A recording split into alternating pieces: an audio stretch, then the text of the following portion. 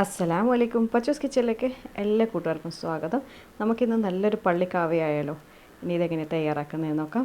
അതിനായിട്ട് നമുക്ക് ഇടികല്ലില്ലേ, അതിലേക്ക് കുറച്ച് സാധനങ്ങൾ ഇടിച്ചെടുക്കണം. ഒരു ചെറിയ കഷ്ണം പട്ട, 3 ഗ്രാമ്പു, പിന്നെ ഇതിലേക്ക് ആവശ്യമായിട്ടുള്ളത് 3 ഏലക്ക. ഏകദേശം ഇതൊരു 4 ഗ്ലാസ് അളവിനുള്ള ഇതാണ് പറയുന്നത്. ഇനി ഇതിലേക്ക് 1/4 ടീസ്പൂൺ അളവിൽ ഇഞ്ചിയാണ്, ചോപ്പ് ചെയ്ത ഇഞ്ചിയാണ് ഞാൻ എടുത്തിട്ടുള്ളത്.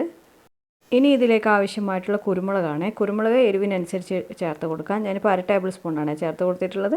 ഇനി ഇത് ചെറുതായി ഒന്ന് ചതുക്കിയെടുക്കാം. ഇത്രയും മതിയാവും. ഇനി ഒരു പാനിലോട്ടേക്ക് 4 ഗ്ലാസ് വെള്ളം വെച്ച് കൊടുത്തിട്ടുണ്ട്, ഫ്ലെയിം കൊടുത്തിട്ടുണ്ട്. ഇനി ഇതിലേക്ക് ചതച്ച് വെച്ച ഈ കൂട്ട് ഇട്ട് കൊടുക്കാം. പള്ളിയിലെ കാവ എല്ലാവർക്കും ഇഷ്ടമുള്ളൊരു ഐറ്റം അല്ലേ.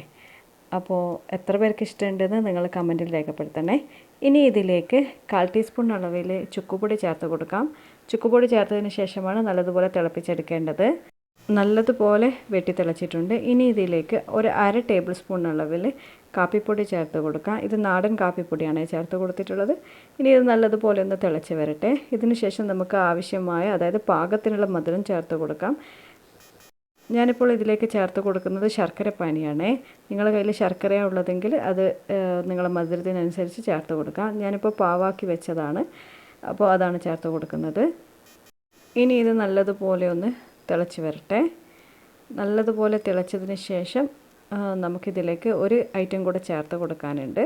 നല്ല ചൂടോടുകൂടെ ഇത് കുടിക്കണം, അപ്പോഴാണ് ഇതിൻ്റെ ശരിക്കുള്ള എഫക്റ്റ് അറിയുക. ഇതിലേക്ക് ഒരു നുള്ള് ഉപ്പ് ചേർത്ത് കൊടുത്തിട്ടുണ്ട്. എല്ലാം ഒന്ന് ബാലൻസ് ചെയ്യാൻ വേണ്ടിയിട്ടാണ് ഉപ്പ് ചേർത്ത് കൊടുത്തിട്ടുള്ളത്.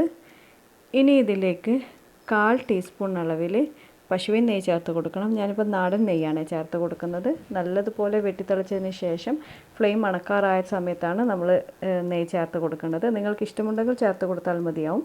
പള്ളിയിലൊക്കെ നെയ്യ് ചേർത്തിട്ടാണ് കൊടുക്കുക, അതുകൊണ്ടാണ് ഞാൻ ഇതുപോലെ റെഡിയാക്കി എടുക്കുന്നത്. നിങ്ങൾക്ക് നെയ്യ് ചേർക്കുന്നത് ഇഷ്ടമില്ലെങ്കിൽ അത് സ്കിപ്പ് ചെയ്യാവുന്നതാണ്. കൂടുതൽ ടേസ്റ്റ് നെയ്യ് ചേർത്തിട്ടുള്ള കാവയ്ക്കാണ്. ഇനി ഇതിൻ്റെ ഫ്ലെയിം അണച്ച് കൊടുക്കാം. അപ്പോൾ നമ്മുടെ സ്വാദിഷ്ടമായ കാവ റെഡി ആയിട്ടുണ്ട്. തീർച്ചയായും നിങ്ങൾ ട്രൈ ചെയ്ത് നോക്കണം, നിങ്ങൾക്ക് ഇഷ്ടപ്പെടും.